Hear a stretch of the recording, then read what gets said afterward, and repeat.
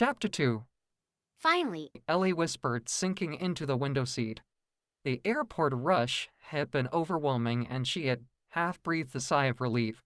Once she was buckled in, below, the airport staff bustled about with last-minute preparations, but the view was dull compared to the useless overpriced items and the complimentary magazine she had flipped through repeatedly. Her attention drifted from the radio tower to the runway, where her gaze locked onto something peculiar. The same American Kestrel hawk from the taxi ride was perched on an empty luggage cart. The bird tilted its head, seemingly mimicking her own expression of curiosity, before spreading its wings and taking flight. Ellie turned away from the window just as a tall red-skinned man followed the flight attendant down the aisle. The attendant gestured to the seat beside Ellie. "First time flying. This is bound to be an adventure," the man remarked to the attendant before sitting down. He tucked an arm into the sides and turned towards Ellie with an excited, friendly grin. Ellie scowled, tucking a strand of blonde hair behind her ear. hello. She replied, her tone dripping with cold disinterest. The man exuded a strong odor of musk, amber, and rich cherry tobacco, as if he just stepped out of a humidor. Is it your first time flying? He asked. No, I've flown before, just now with a redskin. The man frowned, looking at her for a moment before politely standing up to ask the stewardess if another seat was available, and the stewardess informed him that the plane was ready to take off, and he had to return to his assigned seat. He complied sullenly. He sat back down, staring at his scarred, chapped hands, then pulled out a SkyMill magazine, flipping through the pages lazily before tucking it away. Ellie glanced at him from the corner of her eye, noting his dignified, confident expression. This bald, save for a thin, black streak of hair running from the top of his scalp to his neck in a mohawk fashion. He wore a necklace of many beads with a giant talon hanging over its sternum.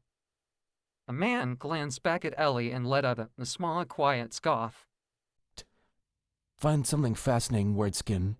Why are you afraid I'm gonna scalp you? He said Mockingly. A jolt of embarrassment shot down Ellie's spine. She looked away, clearing her throat softly. I'm sorry. She stammered, then added more briskly, "I Shouldn't have said that. The man turned to the girl, Many thanks, Sako. offering a brief smile. Ellie raised an eyebrow, shifted in her seat. What did you just call me? She Demanded. I called you Sako. It means sour. He explained, his teeth curving into a gleam. My name is Sheila. It means brother. However, my brother was not so lucky with his name. Chief dubbed him Matchgaw, which means horny-toad. He couldn't help but stifle a giggle. If she was hearing this information, it meant she had to laugh.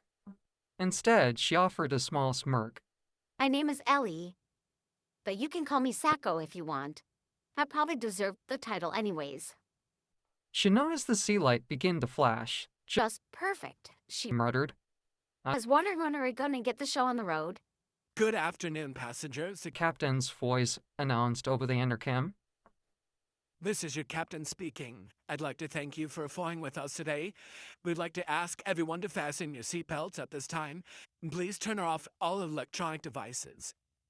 As the captain concluded his standard safety instructions, the plane began to rumble, gaining velocity. It thrust into a 45-degree angle and proceeded to ascend high above the clouds into the muggy atmosphere. It hadn't been long before the plane settled into a smooth glide at 30,000 feet, tilting and swaying with a gentle rhythm of the air currents. Ellie stared out the window, her eyes scanning for the Kestrel hawk, but found only a vast expanse of the open sky. When the stewardess arrived with her cart, Ellie requested water, but accepted a Sprite instead. As the stewardess moved on, Sheila turned to her with a curious expression. So Now that we've gotten acquainted, do you want to tell me about your family? He asked. Ellie kept to gaze out the window, her voice dropping into a monotone. What do you want? What do you want to know? Well, what are they like? Ellie pulled away from the glass, her silky blonde hair draping over her eyes. To be honest, there's nothing really to tell. I disowned both my parents when I was younger. She admitted. The constant fighting, the bickering, the manipulation. I'm so sick and tired of being the middle of it. I vowed that when I became an adult, I would shut them out and become independent. And that's what I did. I graduated high school early, worked 2 part-time jobs, saved my money, and here I am. Just about a 2-hour flight away from sweet freedom. Sheila stared at her for a moment before reaching over to place a comforting hand on her wrist. I never knew my original parents. I was always passed around from village to village, like some sort of unwanted necklace. You should be happy that your parents love you. Ellie scoffed, brusquely, pushing the hand away. As flattering as that sounds, I don't believe it. My parents are manipulative people who try to twist the truth from another, like winding snakes constantly at each other's throats.